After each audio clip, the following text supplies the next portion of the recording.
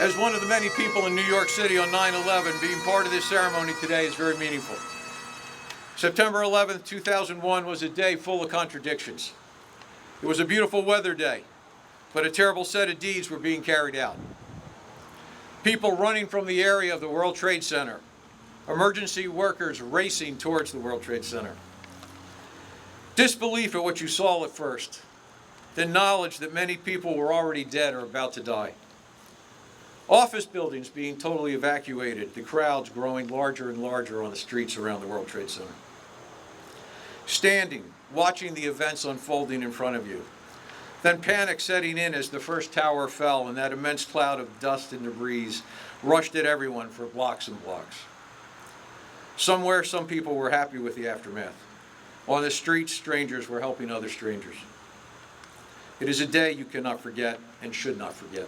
This monument will allow people to be able to come to remember their loved ones that they may have lost that day, to remember people that they may have possibly lost that day, and to remember what really happened on 9/11/2001.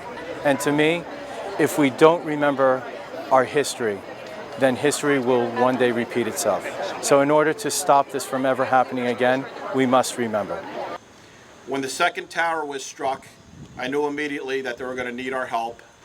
As we pulled up to the area close to Ground Zero, we saw regular people, businessmen and women in skirts, shopkeepers, civilians, clearing off as many of the fire trucks, police cars, and ambulances that are covered with debris. We didn't see any emergency responders as we would see them on top of the pile.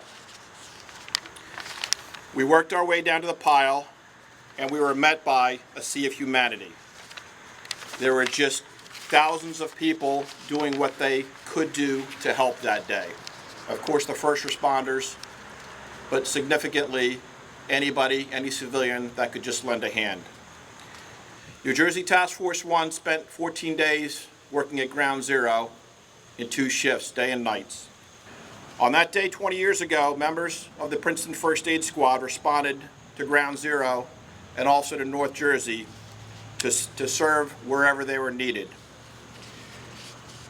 Your volunteer and career members of your police, fire, and EMS are prepared day and night at a moment's notice, at a second's notice, to serve anyone in their greater community from Princeton and beyond. I want to take a moment to thank all the families of the first responders who enable us to be able to assist everyone out there. This is a plaque that is shaped in the compass, orientated north, with the arrows that are pointing to the Shanksville, the miles away, the Pentagon, and the Trade Center. So when one comes here to the memorial, when they face the memorial and read the writing, they can look over here and orientate them where they are in relation to where the events occurred, and it kind of immerse the viewer in the whole layout here with the steel, the plaque, and the compass. This has been a defining moment in our history, so it's important that we remember what happened, but that we honor the people that died, right? I mean, people that needlessly died, and that we honor all the first responders that came to help, but we also remember all the military and other people, military that have died since that day, first responders and other people that just lived or worked in the area of the World Trade Center from all the different diseases that they've contracted and are either have died already or have continuing health problems. All these people need to be remembered. I'm holding a picture of my grandfather, my father, and my uncle.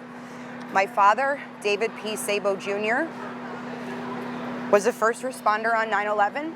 He led the Middlesex County Task Force up there a few hours after the towers went down. He was there for 3 days, no sleep, and he came back completely different.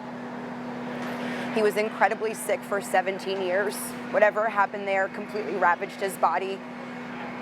And he just was very sick. We lost him 2.5 years ago due to 9/11 related illnesses. And it was really important that I be here today in Princeton, his favorite place in the entire world, to celebrate him in his most special place and just let him know that I'm here with him and that we're exactly where he would want to be.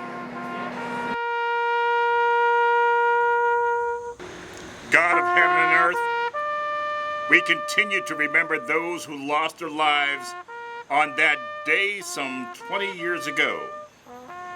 Women and men who were simply going about their normal business when the unthinkable happened. Our hearts continue to be broken as we think about families shattered and indelible images of falling towers.